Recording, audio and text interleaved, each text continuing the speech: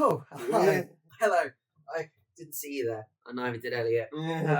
Yeah. It's not like this is the same setup as always and we have a camera over there. Welcome to the MJ Media Podcast, episode number 4. This is the last episode of our My Hero Academia discussion before we move on to the next one, which we will reveal at the end. I don't know if we've said it in a previous episode, what we were doing in the next run-up, but at the end we will say what our next 3-episode agenda is. So the title of today's episode is Every Character Matters. So it's a very general topic, but where we wanted to go with this is we wanted to look at not just the character growth of children in this one, but the character growth of adults. To go a little bit deeper, we're going to look at people being intrinsically and extrinsically linked to All Might as a character, as all the children look up to him as he's the symbol of peace, but all of the other characters that have been his sidekicks, that have been heroes alongside him, seem to be developed because of him. And if we have time, if we can manage to talk about it in discussion, how the villains are linked to him, how they went down a dark path because of him, or went down a dark path because of someone related to him and something that they've done as well. So I wanted to start this time by talking about something that I wanted to talk about for a very long time, is how every character matters. And I will actually say how the characters in the movies matter. Now, you can take the movies out of the main timeline of My Hero. That's why I like them. You can take them out of the timeline. They wouldn't matter if you remove them. You could literally just watch the TV series without watching the movies, and it wouldn't change a thing. No. It wouldn't. That's good. That's what I like about them. They're like canon if you want them to be canon, or they could be removed if you want them to be removed. But I would argue that you should include the movies in the canon. You should, because the characters in those movies work. I'd have to say 2 heroes. Akiko and Midoriya's sort of first team up, really. Yeah. Also, spoiler warning for the movies. I will. I would. First of all, I would say watch the movies. Definitely watch the movies. 2 heroes. That's series 3. Yeah, That's around about series 3. 2 heroes. Heroes Rising. End of series 3. I think it is actually. Yeah. I can't remember chronologically. I feel like it is 2 heroes is like series 2, series 3, and then Heroes Rising is the end of series 3 to the start of series 4. No, the end of series 4. Sorry, and then the start of series 5, and then World Heroes Mission is series 5, mid-series 5, and then Your Next is end of series 6, isn't it? To start of series 7. But so here's your warning to go and watch them because they are awesome. We will spoil them like crazy, but we'll start off with a controversial opinion. I think 2 heroes is the best of the bunch. I do think that the first movie is the best of the 4 movies. Yeah, no, I think that's fair. Yeah. So we're going to end today's episode. Let's wrap. Yeah. Your next for you. Definitely sort of second best. World Heroes. Your next. Oh, You're Next. Yeah, second best. Just sort of that pass of the torch. Oh gosh, that's for me. It's a tough call. I would say that's a toughie. I don't know where You're Next and World Heroes. You know what? I am actually going to give it to You're Next. I think I will. I will say 2. For a second there, it was a very close call between World Heroes Mission and You're Next. But I'll say 2 heroes is the best. You're Next, and then World Heroes Mission, and at the bottom, Heroes Rising.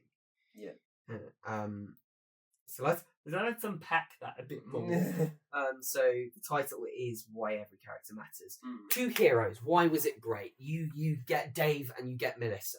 So Dave isn't All Might's sidekick. He's his tech specialist. Yeah. So when he's in America, when he's gaining popularity and gaining influence and becoming All Might, Dave meets him and becomes his tech specialist and starts making the costumes for him.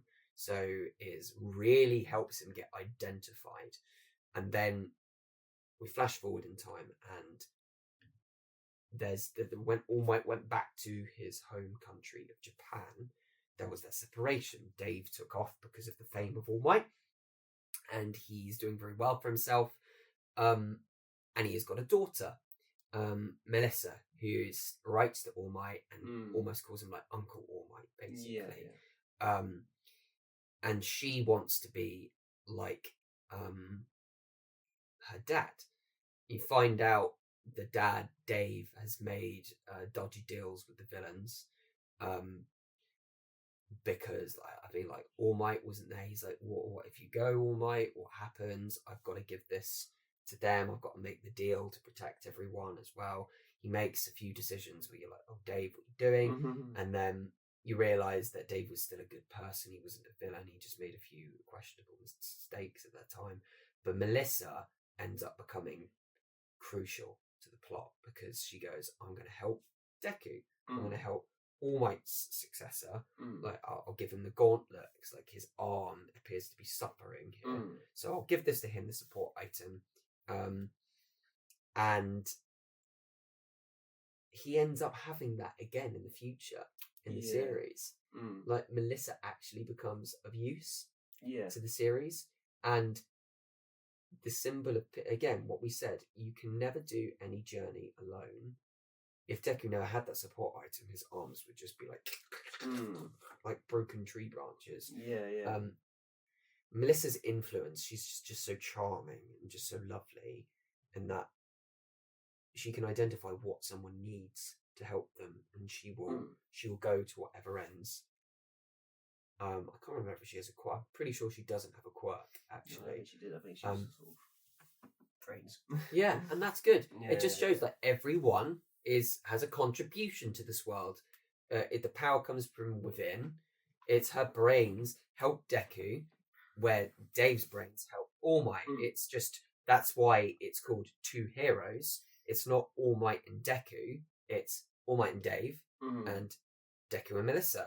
They're not sidekicks, but they're 2 heroes helping one another together, which is why I enjoyed the movie so much. Yeah. It's just a simple, fun movie plot. There's so many points in the movie I was just in barrels of laughter with the trademark Deku screaming and the all of them going to the ball and like slowly breaking into the tower to get. It just felt like a fun My Hero movie. You know, the characters got to do what they wanted to do and what we love them for. But it told a very simple story that wasn't like, if we don't do this in time, the world is going to end. It's like, if we don't do this in time, a villain is going to get away with an important piece of technology and kill loads of hostages. It's just like, it's a simple, like, stop the villain story. And it just, even in that simple story, just told us why these small characters matter. They helped our symbol of peace grow in the past and will continue to help our new symbol of peace grow going into the future. And without that movie, I think it's quite unfortunate that people don't know who Melissa and Dave are. No. They're sort of in the background most of them in the series. Until series 7, I think. Well, yeah, even sometimes you see like the gauntlet comes back in, I feel, series 6 with the Deku Vigilante. And you see the gauntlet go, and then you see All Might's car as tech as well, which is like Dave's tech. And you're like, where did you get this from? And you're just like, oh, if you know the movie, like, oh, it could be Dave, it could be Melissa.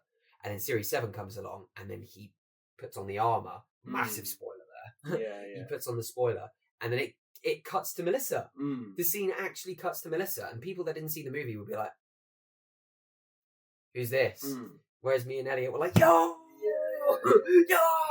it's Miss Melissa. Like, in that moment, she became integral to All Might. Yeah. If she as a character did not exist, if Dave wasn't influenced by All Might and vice versa, All Might would not have the armor.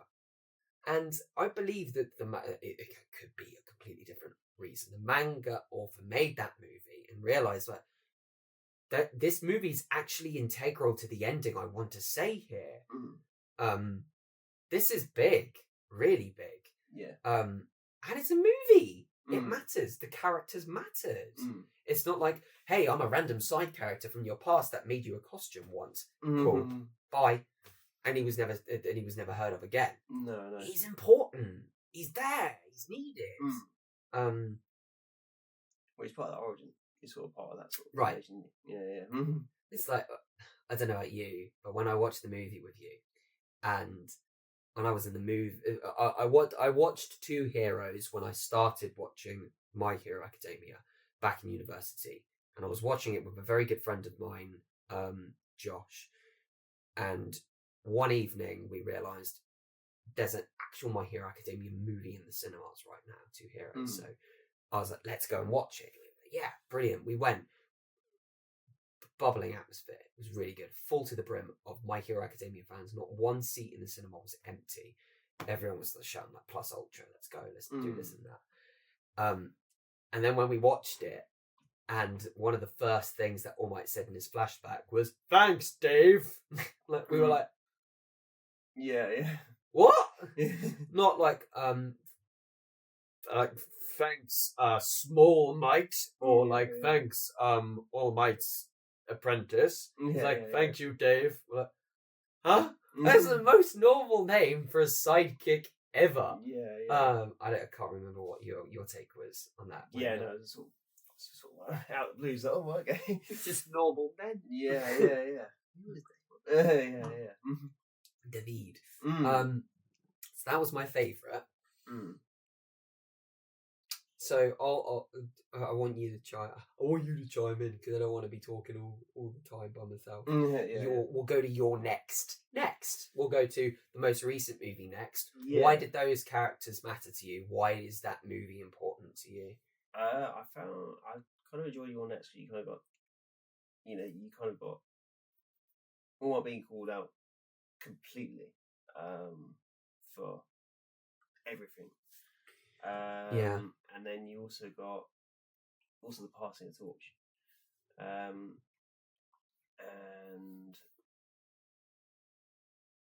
I think what's interesting with your next is like,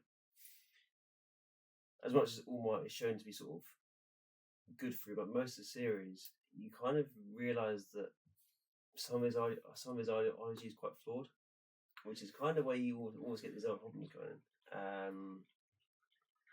Like his almost overcommitment led to Shigaraki. And well, I mean, his successor's commitment. Yeah. To be fair, at no fault of her own. Oh no.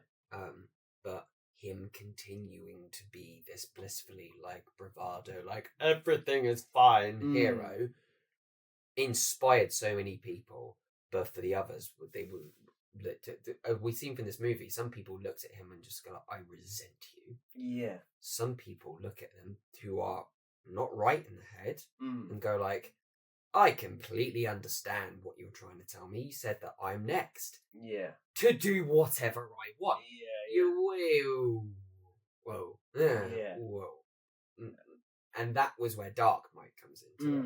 Yeah, Dark Might kind of like flips almost ideology on its head, and kind of because everyone kind of assumes, oh, All Might's back. On his first appearance, like, oh, All Might's back, sort of thing. Everyone sort of assumes it, and then you find out, oh, this is not All Might. This is someone different. Yeah. And you can kind of see how All Might's ideology can be flipped. In regards to, oh, I'm positive all the time, I can put on a character all the time, all that type of stuff. Yeah. And then and then you just see I can't even remember the villain's name. But you kind of just see, you kind of just see how,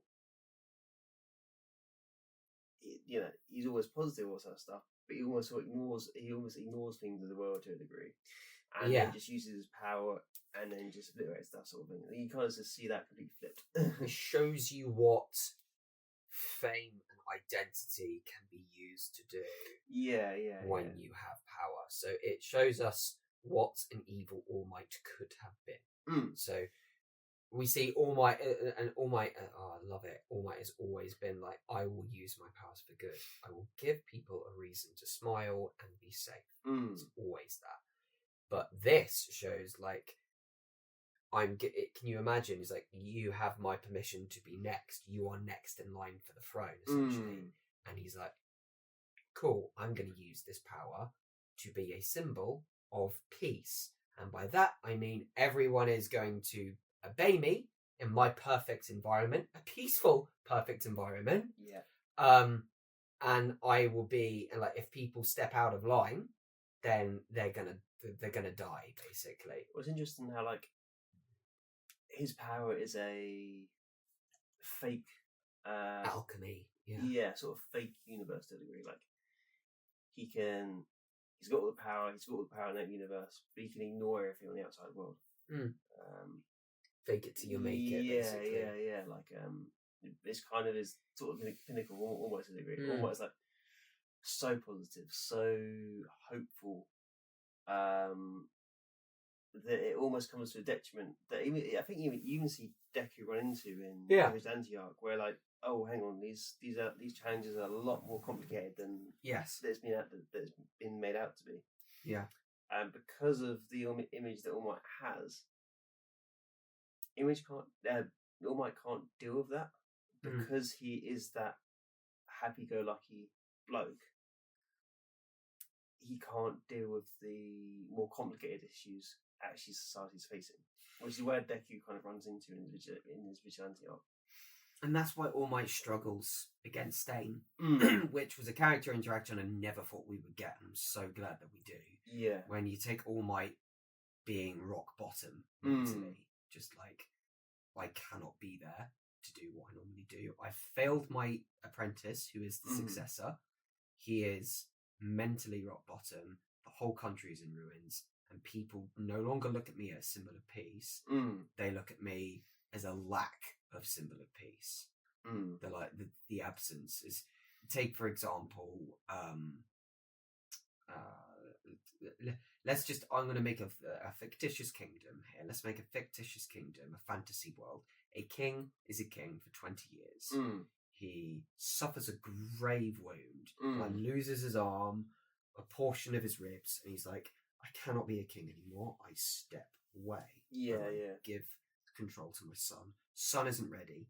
Kingdom goes into ruin, but the king is still alive, you know? And the king is just like, oh my God. Like, I have every faith in my son, but my son is really struggling. I could have, if I was still at power, I could have prevented this. And then in this fictitious world, maybe the Lady of the Lake comes along. Stain, the Lady of the Lake. He basically is.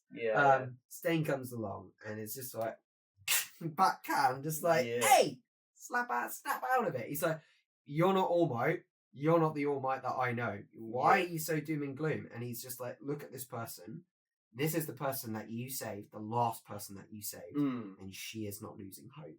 So long as she doesn't lose hope, you don't lose hope either. And that pushed him back on the right path, and then was just like, hey, Melissa, come on, give me the armor. And then Dark Might is a representation of him, again, not necessarily not having hope, because you learn from his backstory, his goal is just like, hey, I'm going to be the next All Might and make the world a perfect place. And then you find out from his masters, like, you are literally ignoring the whole point of hope. Hope is what makes us strong, not a fake hope. Like, Alice, basically like Alice in Wonderland. No, real life is not a wonderland, a fantasy land. For you to create for everyone and to make sure it stays that way. Real life is real life. It hurts. It sucks. It's dark. It makes us villains of ourselves and pushes us to our lowest point. But as long as you have hope and remember why you are doing things, like Stain said, then you can keep going. And in the end, it turns Darkmight into a monster. Yeah. I remember in that one scene where all the big three come together and show him what real hope and power looks like.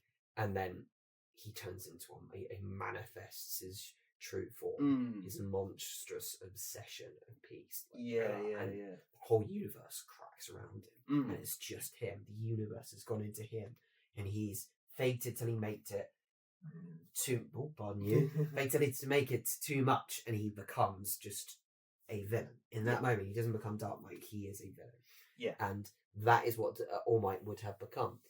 If he decided to be a villain, he would have destroyed this universe around him, and everyone would have gone to fight him. Just like, what are you doing? There will always be people that will stop you. If you are destroying the world around you, there will always be an opposition. Oh yeah. If it is not someone, it is yourself. Yeah, I think almost another one where again was pushed up so high, and Endeavour. We'll get to this boy. Yeah, like, this man. Yeah, the spiders of Endeavour, like, because All Might is pushed up so high in society. Endeavour almost sort of, well, he is comparing himself to All Might. He's sort of second strongest, I guess, but like because he's comparing himself to All Might and working his butt off and like continuously, almost sadistically, I'd guess. He then begins to, again, I'm going to frame this in sort of working business terms again. Look, you got to work to earn money. You can't. That's just the truth of life, whatever it is. But at what cost? It's all well and good, like money. Yeah, I mean, money's useful. We know we can purchase stuff with it, also stuff. You know the reason as to why you work, supposedly so you can purchase stuff.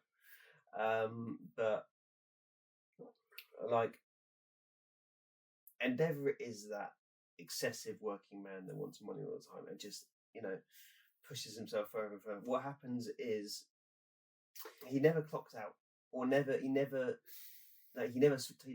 turns off, and his family life becomes then, my family life can now improve work with Darby. I can have someone more powerful with Darby, and then also Shoto. Yeah, like his again. It's still that it's that power philosophy again, where he's there going, I can help people more, but because I haven't clocked out, I haven't rested my brain. I'm going to make irrational decisions, and I'm going to abuse my child, and I'm going to abuse my wife and kids, sort of thing. You've got the thing with Endeavour is the perfect example of why you've got to clock out and why you've got to have a good work-life balance to a degree. Like, he's the perfect pinnacle of what you can become when you just put too much into working too much. Endeavour, and I will say, let's hold on to this for, because Endeavour is very much a very important discussion. As I said to you earlier today, there are so many Endeavour essays on YouTube, so many podcasts, so many like character breakdowns of the Todoroki family, because it is I wouldn't say it's a classic example, but it is one of many cases of a family that has fundamental issues. Not necessarily normal ones. There are some normal ones, like a breakdown of communication between parents not knowing what is best for their children, and children not understanding why their parent is built the way that they are. Yeah.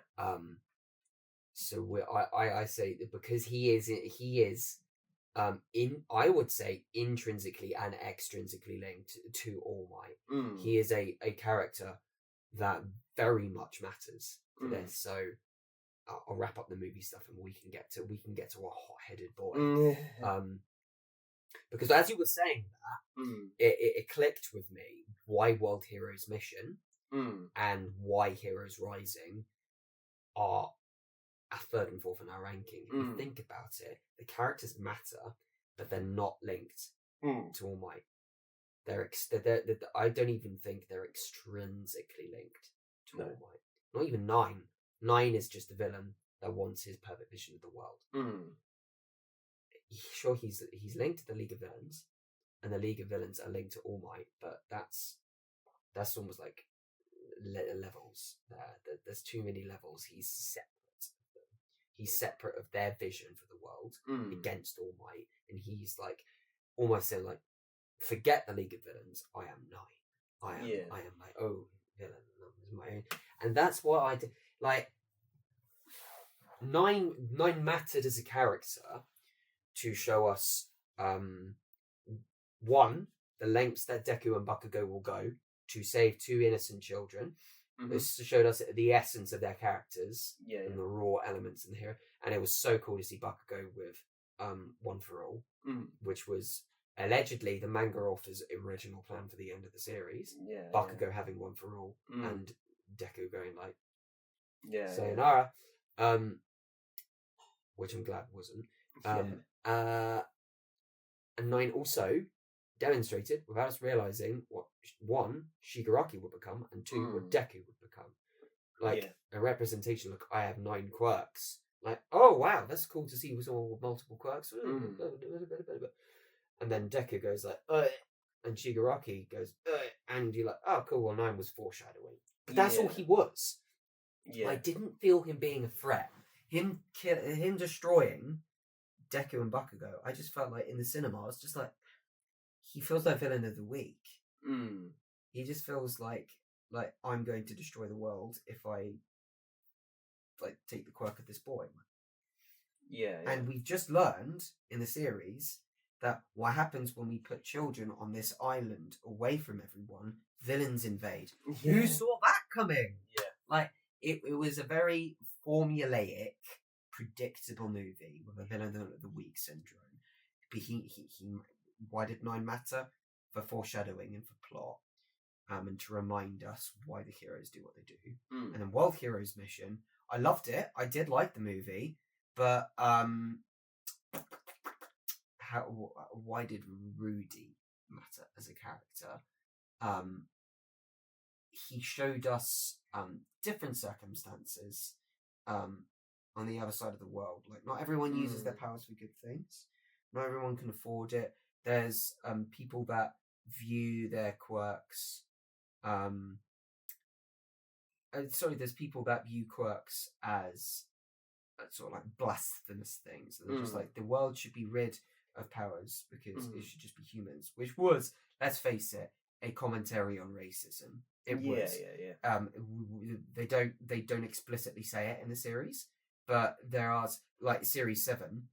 It was just I can't remember there was the anthropomorphic quirk movement. So like the people that have quirks that turn them into animals. And they were just like, we've been ridiculed by society. People don't like us. It is racism. It is.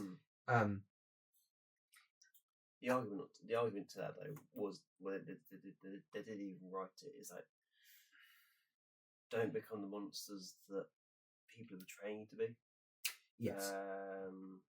Otherwise you prove their point, and then you get more of a shield, and you get more of a pushback, and so on and so forth. Because granted, they're at a point of desperation,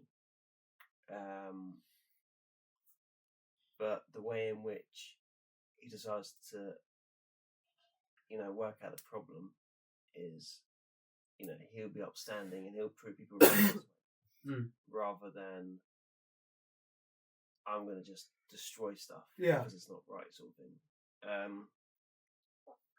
It's a mature answer compared to what answers we're getting at the minute. It's like, oh, we're going to destroy everything and this is going to solve a problem. It's like, not really.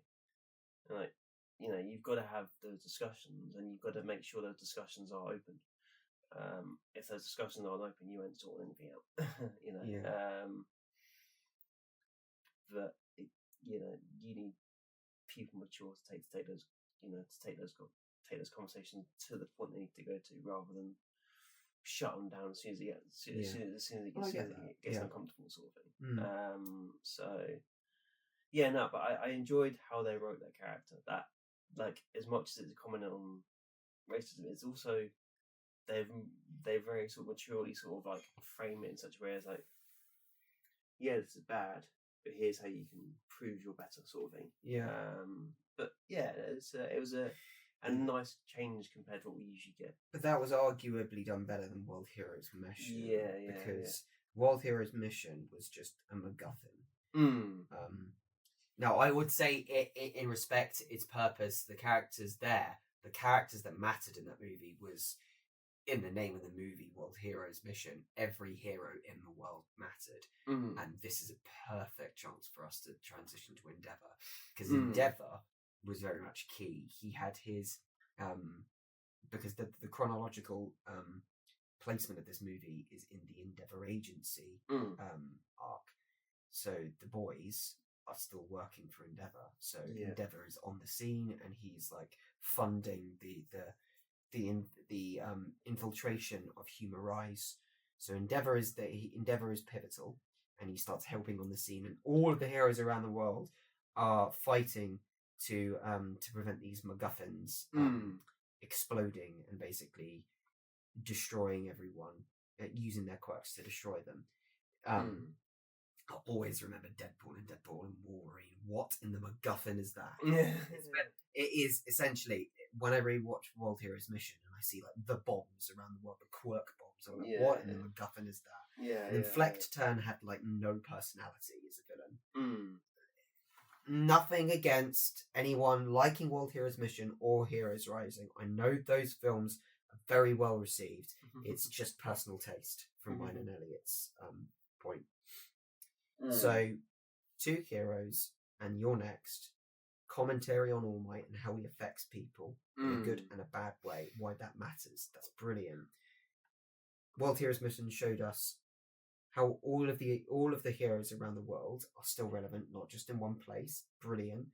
And how Heroes Rising reminds us why characters do things and what they will and can become. Endeavour. Enter Endeavour. Yeah. Because Endeavour is on the scene. He is linked to All Might. Yeah. Endeavour. What a guy. Yeah. I mean, Endeavour pushes himself to an absolute degree. Prominence Burn is that first point where Endeavour is pushed to an absolute maximum. Prominence Burn? Yeah. You're talking about? Yeah. When he fights the Navy War? Yeah. Okay. It's where you first see, oh, okay, that's that's not just you're defending people, you also self-punishment as well. You kind of the first sort of signs of that, and then but we also see an interesting one where it's funny. It's Bakugo who calls Endeavour out, where I think Endeavour speaks to Shoto in such a sort of like a cold in cold terms. Yeah. And I remember Bakugo kind of almost realizing, kind of going, "That's your son, right?" I just remember and kind of Endeavour sort of stuttering, and then going, "Oh, yeah," and Endeavour going, "Oh, what?" Recently, I feel like I saw some filler. It might have been a filler episode online, which made me cackle. When they're like, I feel like they're going. It was World Heroes. Is it World Heroes Mission? They're arguing about what point in a plane that they want to sit on, or what point in a bus. And Endeavour's like, I want to sit next to my son. And Shoto's like, no, I want to sit next to Midoriya. Yeah. And Bakugo's like, oh, for goodness sake. And they're like, no, sit next to me. Son of that. It's just like, Deku's like, Yeah. But, so our first instance of Endeavour was on the hero chart. We knew he was like the number 2 hero. From series 2 onwards, he was literally one under All Might. Like, so this guy's powerful, and he came across as like the really brooding, like, I am a big-headed celebrity. Yeah. We thought he was just like and that's the way he came across. Like, finally, you're embracing your inherent power, and you will surpass me and surpass All Might because I don't like him. Yeah. Why? Yeah. Why don't you like All Might? Because he's better than me. Bakugo Yeah. and Deku. Yeah. What's going on here? And then we see his power display in series 2, and him being present for Stain, being like, all you heroes are false, and even Endeavor's like, I don't like this. Yes. Like, everyone present for Stain's speech is just like, Stain kind of properly rocks the foundations. Stain is that first villain where they're going properly rocks foundations and calls everyone in society out. so he matters. Yeah. Again, every character matters. I find it's kind of interesting where, like, oh my god, Gran Torino! I just remembered. Who's the old dude? Who's All Might's master? Oh no! We went into this and we don't even know that guy's name. Oh, that's criminal. The realization just hit my face. Yeah. Gran Torino was the name of the character. Yeah. Sorry. That's alright.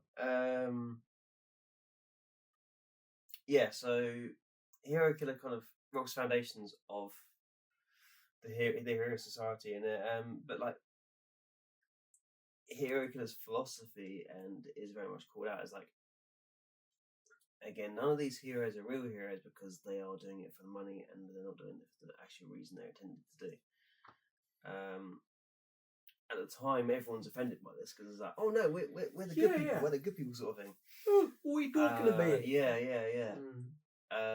It's interesting how that quote then rocks up in later seasons. Where Endeavor clocks it first, doesn't he? Yeah. From what I remember, like, to be fair, Gran Torino is just like, All Might. Stain's gonna. This is gonna start something. This is gonna start something, and All Might's like, oh, okay. But then Endeavor in series 4 is the one that actually comes up to All Might next and goes, so how did you do it? Yeah. And it's just, I remember watching that. Endeavor actually sits down next to him. He's like, you've retired, and I am the number 1 hero. And I remember when he found Endeavor, like when All Might was doing his last fight, Endeavor was just like, this isn't you, get up! You're number 1 for a reason.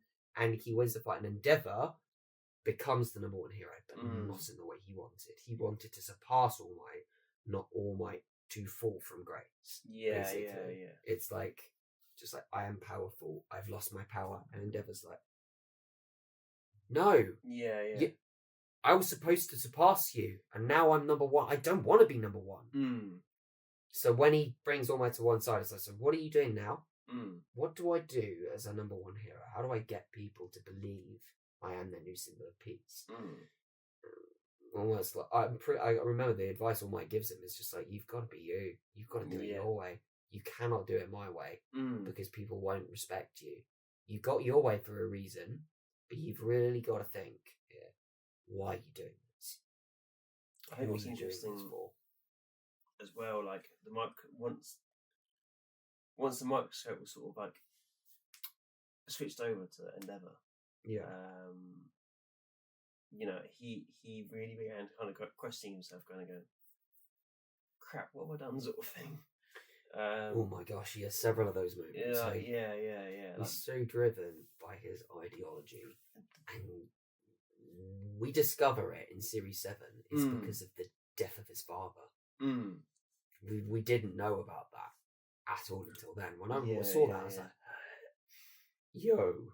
Yeah. This, I say, it doesn't explain a lot, but it explains a fair bit of it. His father ran into a burning building to save a child and died in the process. Yeah. And since then, he's just like,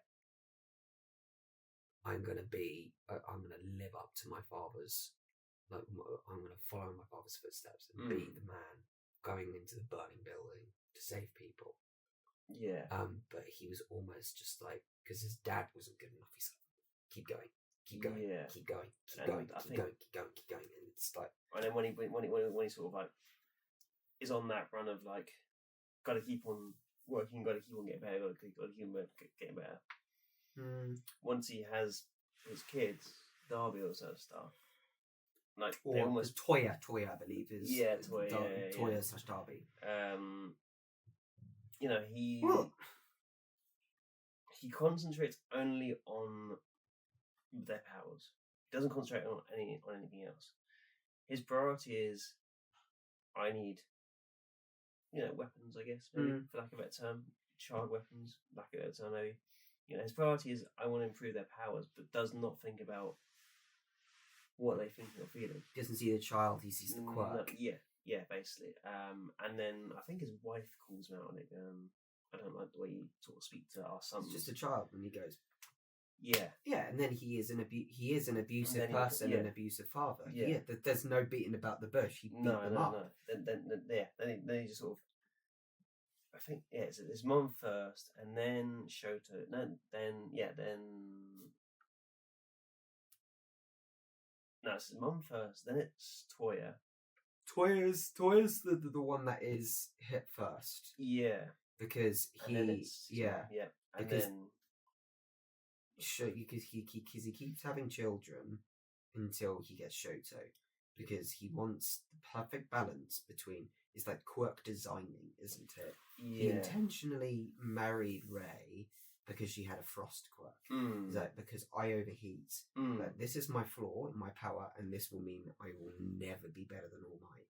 So he started thinking of new ways to surpass him. He was so driven with this obsession to be physically better and to be the best, to save people, because that was his ultimate. It was always his ultimate goal, to be a hero. But he was driven by grief. Yeah. And being driven, because that defines the Todoroki family, doesn't it? This grief. He was so lost and just not maddened by grief, but so fueled by it that he would do whatever it took to get to where he needed to be. Yeah. And that was, again, he was then saying, like, I will have children that will do better than me. Shoto comes along and he's like, Shoto's good.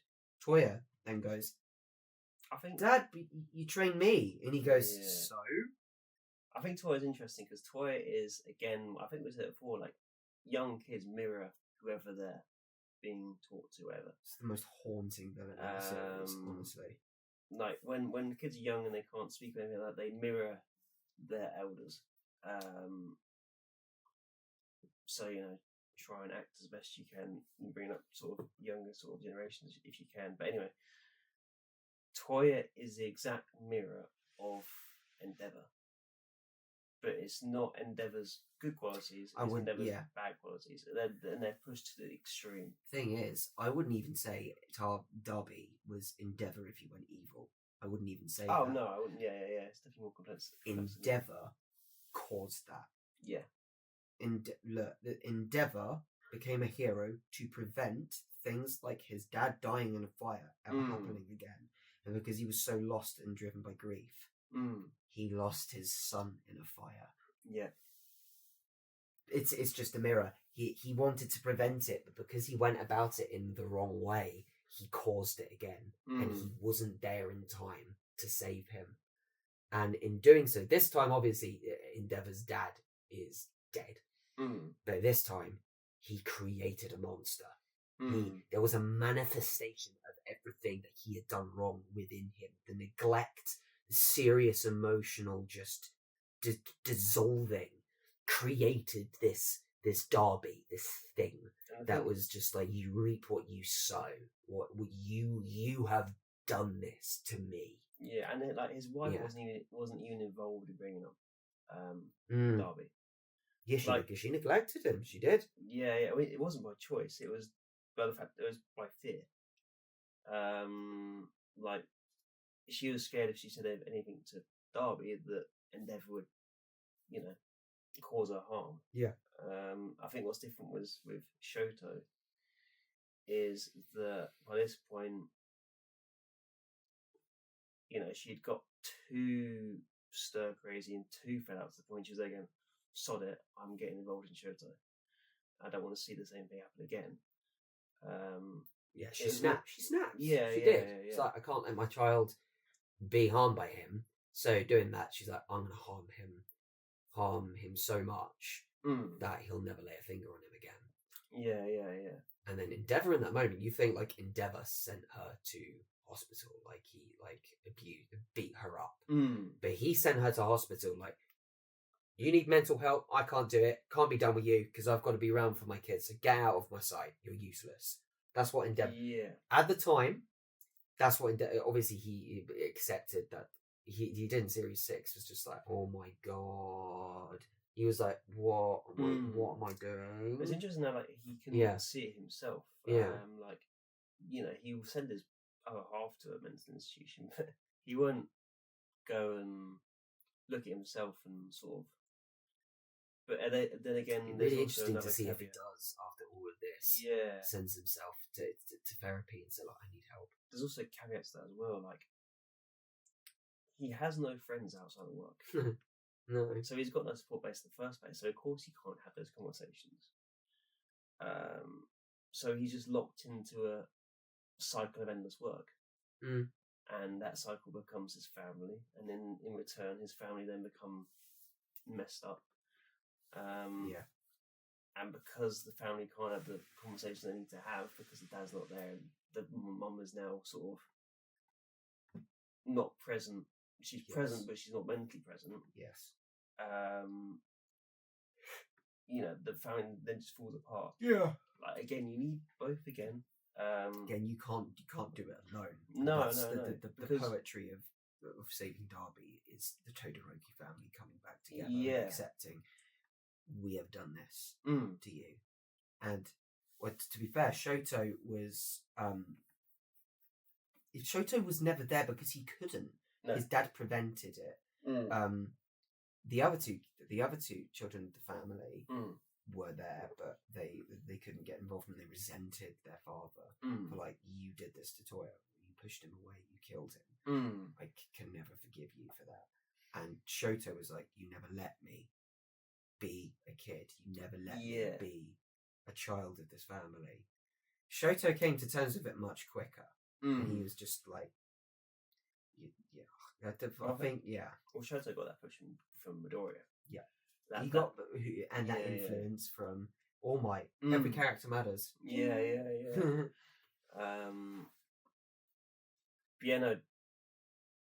Darby having sort of like all that put on him, kind of basically insane at that point.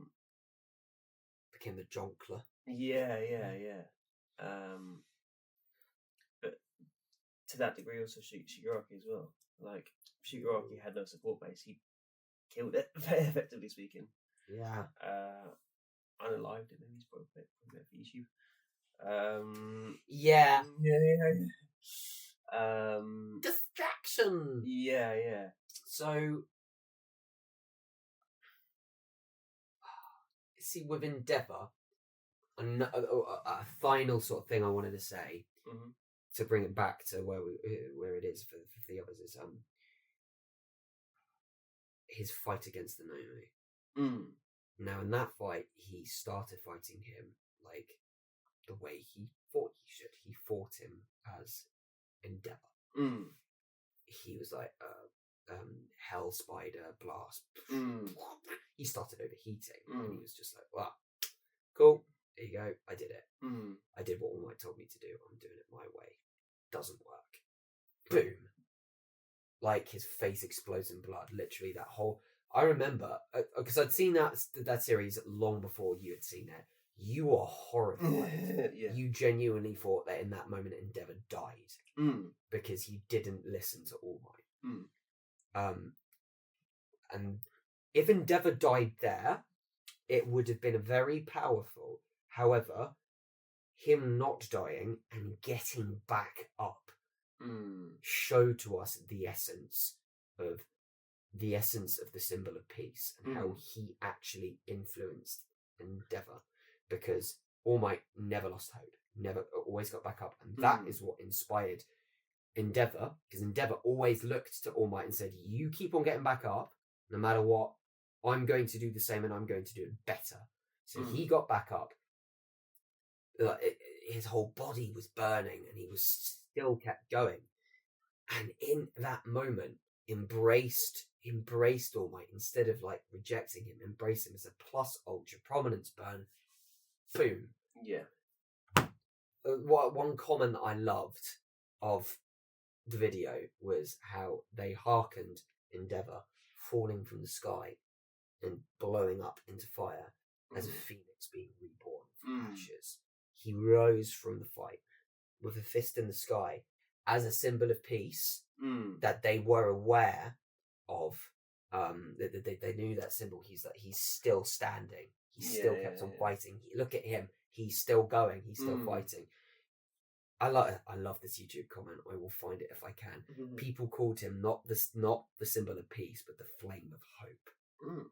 And I was just like, yo, that's sick. That's so Endeavour. In that moment, he burned away all of the things that were preventing him from being a symbol.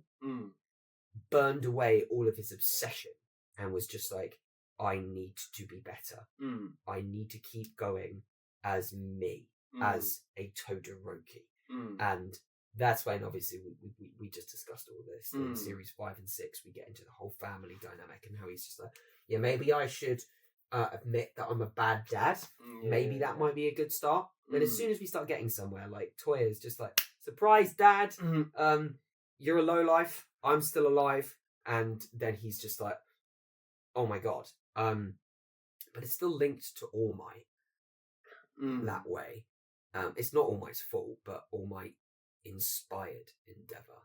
And there are other characters in the series, like Shigaraki, who is a villain that was interacted with All Might in a bad way. But to caveat that very quick, there are two other characters that I wanted to mention before talking about Shigaraki that had a very positive influence that mattered, that had development because of All Might, and that was Sonaitai and Stars and Stripes. Yeah.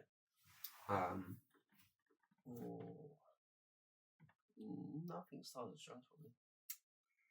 We'll start with Stars and Stripes. Yeah. Because, again, she wasn't a sidekick. She was very much inspired. She was just like... I'd probably go as far as say she's a bit of a zealot. A successor of him in America. The All Might of America. You know? All Might when All Might left, they needed an All Might to fill the void. And she was that All Might to fill the void. The Stars and Stripes. She was very much... the American way. She even dyed her hair blonde like All Might, became super buff like All Might, had a super OP quirk, New World, or is it New World Order or New Order? Where she tapped someone and said a new rule. Said like from now on, like every time you use this quirk, you will die or something like that. What? But she was inspired by being saved by All Might and inspired by this symbol.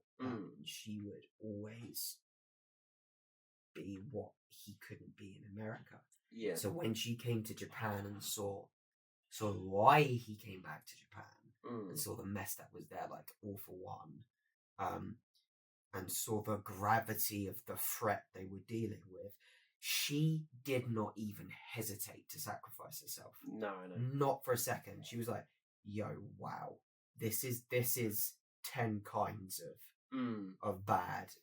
So she did what All Might did, and All Might wouldn't have even hesitated to throw himself into the barrage of bullets, and she was just like, right, I'm clearly not supposed to be here, so peace out, good luck, guys. I'm gonna take him down a notch. Yeah. And there wasn't very much character development there. So No. when with the title of this podcast, Every Character Matters, she still did matter. I would argue, definitely. not very much character growth, but she still very No. much mattered. Yeah, no, I think maybe Night Eye's interesting. I think in a different way, because Night I Eye is really sort of, like Night Eye. yeah, but he's extremely cautious to the point it disarms him of doing any future work. You see that in the supposed prophecy. Yeah, he's driven by the prophecy, isn't he? Like, he can read the future. And like All Might eventually dying to someone else's hand, sort of thing. But what happens in that process is because he's so driven by that, he almost disarms himself of being able to help. Someone was asking him for help, and Knight is like, I can't help you because it's inevitable. We soon find out it's not. But because he thinks it's inevitable, he decides not to help All Might anymore because he doesn't want to see him get hurt.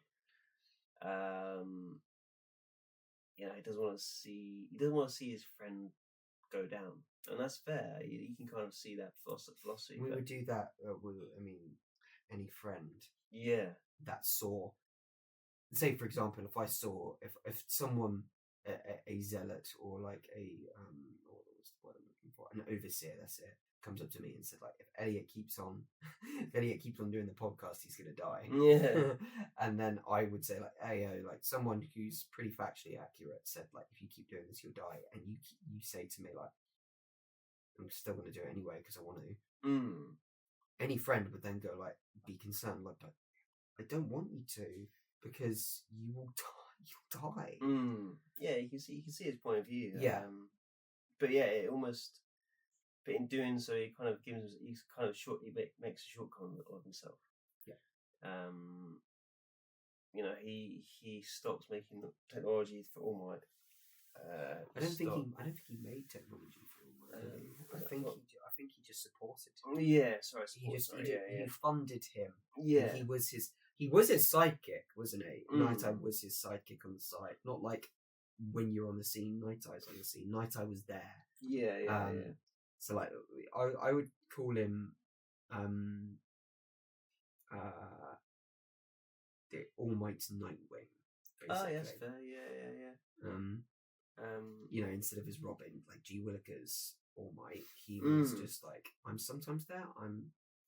Can be right beside you, but sometimes I do my own thing. That sort of sidekick, And then you're right though. He was too careful. He's just like, the way I see it, the symbol of peace is a character and inspires people from being a character. Why he was so obsessed with just like, you need someone like you to make people laugh, to cheer people up, and to give them hope. You don't need someone reckless like you, which is why Deku came along and he rejected him. Like, you're reckless like All Might. You're gonna kill like All Might's gonna kill or unalive. Oh Christ! I just realised saying that might have. Oh dear. Yeah. I'll bleep this part of the video. You're gonna. Oh gosh, that's even worse. Oh no. You're gonna be reckless like All Might. Oh gosh, I really tripped myself up here. You're gonna be reckless like All Might, except, like, here's my perfect Mirio, who is we like Mirio, who's a jokester. He knows how to laugh in good moments and inspire others around him. That's what it should be. And I've seen his future. He's going to be a great hero. He should be the true successor to One for All, not Deku. But Deku, being so driven, like All Might, to do his thing, and being so reckless as to say, like, I wouldn't even say reckless, so determined to say, like, I'm going to show you how narrow-minded you are. Funny enough you say that. We see Mirio sort of falter slightly again in this darker moments where Shigaraki's basically this human bomb, and Mirio doesn't have a clue what to do. Like it's that. Yeah, that's so true. It's so complex, so dark as to how Shigaraki got there. That Mirio, his image, his character, he doesn't have the tools to deal with it. So he falls to humour. Granted, I mean, it buys them time. Humour does help. It does. Oh yeah, always. It always helps people in the darkest parts of life. Oh, definitely. I mean, it buys them time and does what needs to happen, sort of thing. But because Mirio hasn't got the tool set to be able to deal with it, the thing of Deku and what happened in his vigilante arc, he's now got the tools to deal with Shigaraki. He can deal with those darker, more intense, maybe. Yeah. Issues compared to Mirio, who's a bit more. Again, it's that flaw of All Might again, where because All Might was so happy-go-lucky or some stuff, those complex issues couldn't be solved. And Mirio kind of falls on that same sort of frame. The catalytic nature of the symbol of peace in this show is brilliant because it's not just I inspire everyone. He is.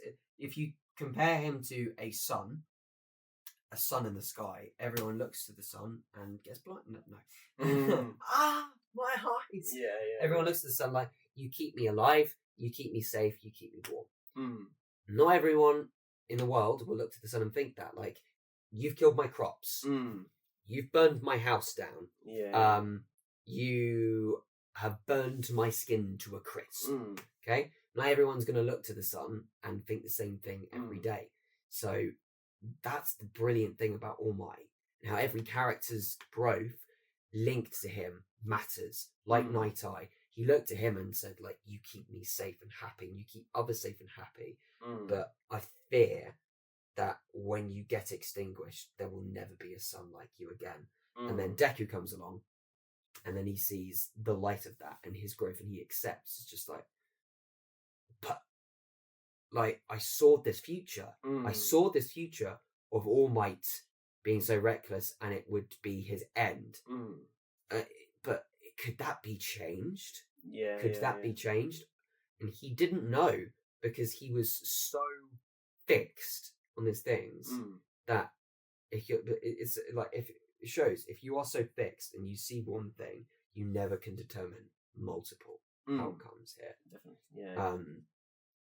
Which is why Night Eye mattered, and which is why I like Series 4 so much as well. Other characters, like that are not necessarily linked to All Might, with their character growth as well.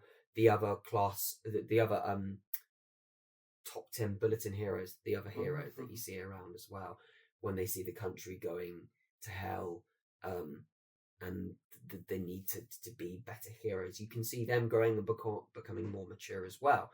But because All Might is gone, they realise they've all got to step up to the plate as well.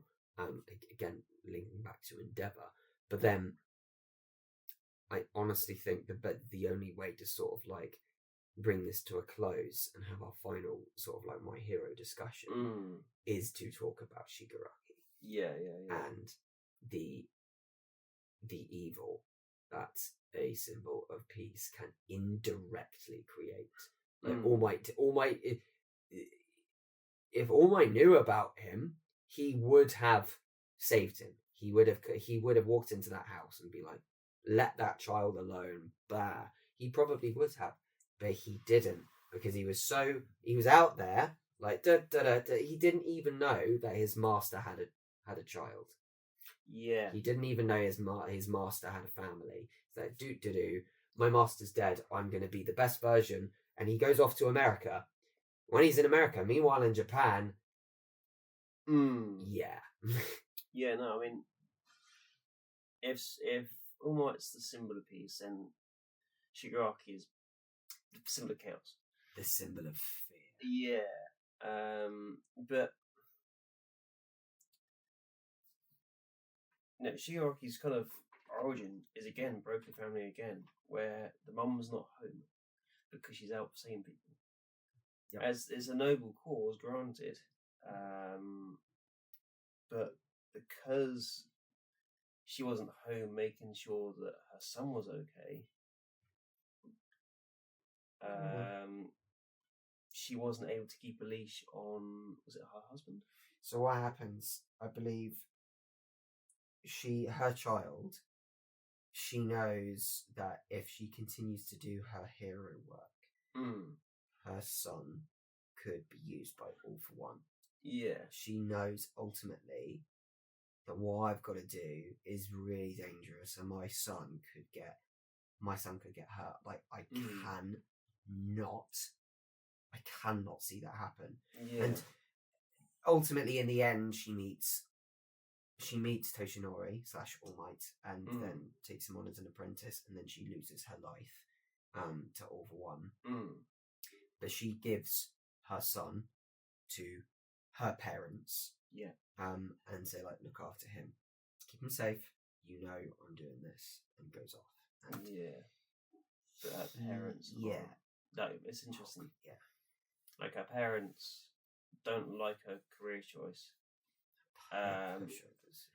And then because of that, they then instill these lessons into Shigaraki that give him a skewed view of what's actually going on. There's two ways you can look at it. One is that maybe she could have been home, because Shigaraki, at the end of the day, was pretty young when his mum was at the house. In that sort of framework as to where he is in his life, maybe his mum should have been home a bit more, and then continued on later on down the line. But also, there's another view where you could take it where, because the parents viewed her career as dangerous and think that she was going to die, what happened is they instilled the fear into Shigaraki, and then because of that, he got angry. Yeah, it's like, why are you away helping people and not with me, bring me up, sort of thing. Then he got angry, and then we see his quirk kind of get powered by that anger, and then we see the destruction of that family. So yeah, I feel like his family were very ignorant. His father was a very angry man because he was very resentful for his mum not being there, and he resented heroes. So Shigaraki, as a child, didn't know what purpose he served. He served no purpose in the household. He was a very neglected boy, and it's very sad. So he has all this potential within him, and no one is telling him what he should be, because he doesn't know what he should be, and he's so anxious. That's when the scratching comes in. He's like, who am I? And his sister comes along and just goes like, look, you're my little brother. Let me let you know a secret. Your nana was a superhero. He's like, I know what I want to be. Yeah, I want to be a superhero. And his dad goes smack, like, you betrayed my trust. And then, but he's just like, but my sister, and his sister goes, because she's also scared of my father, he made me do it. He was betrayed by the person he trusted and loved the most. He was crying, and then when he was hugging his dog, like you said, his quirk was activated by fear, and it was heartbreaking, obviously, because his quirk, anything he touches, he destroys, he decays. So he decayed his dog away.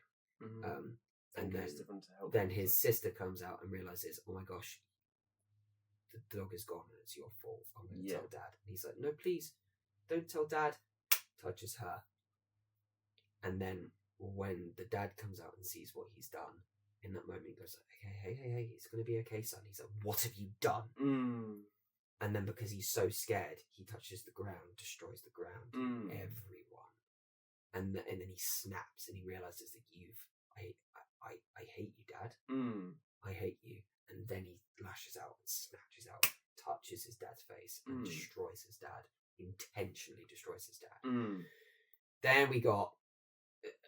It's great. I love this series of My Hero episodes that we're doing, because all the plot threads of what we've been talking about is relevant. Like, he is then introduced to a group that brings out the worst in him, because he was I want to be a superhero, but then his family are gone. He's like, what do I do now?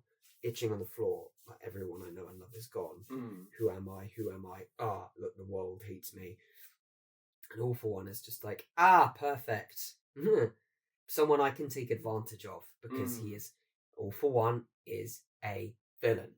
He is through and through, always has wanted to be like, I am a villain. And his mind is vulnerable as well. All for One clocks that there and then kind of goes, oh, his mind's not there. I'm going to take that for my use, you know. As then he's saying, like, look, you can use these powers to take what you want, like to remove people from this world, like your family, and you will wear your family as a symbol, as a symbol of like what you have destroyed, and it will become your new Shigaraki identity. You will take my last name, Shigaraki, as your own, and you will own it as a symbol, and you will show everyone, like, you will take what you want, and you will destroy what you want, because it will make you feel better. And then he always had the ideology of a young boy in series 1. When he walks in, it's just like, I want to destroy all these students, and I want to destroy all my. Doesn't get what he wants, and he's just like, you cheated. He's acting like a kid. In the second series, he's just like, I want to destroy this city. Doesn't get what he wants. No. Wants to show that he's a boss to All for One, and he tries to recruit Bakugo. Like, hey, you're a douchebag like me. Like, do you want to be a villain? No. Why don't you want to be a villain? And he's just, because he's just like, I'm not getting what I want. And All for One is just like, look, don't worry, keep going, calm down. This is all part of the plan, huh? Just keep going, and that's when he fights Redestro. And he's so tired at this point that he throws away any notion that he has of being of not taking what he wants in the way that he does. And he's just like, because of that, I hate people so much that I just want to destroy absolutely everything. And he loses his focus, and in doing that, he becomes, his fear, his chaos makes him so powerful, and he's just like, why am I fighting you again? I don't know. I'll just not words. I'll just destroy you because I want to. But this was all enabled. All of this was enabled by his grandma.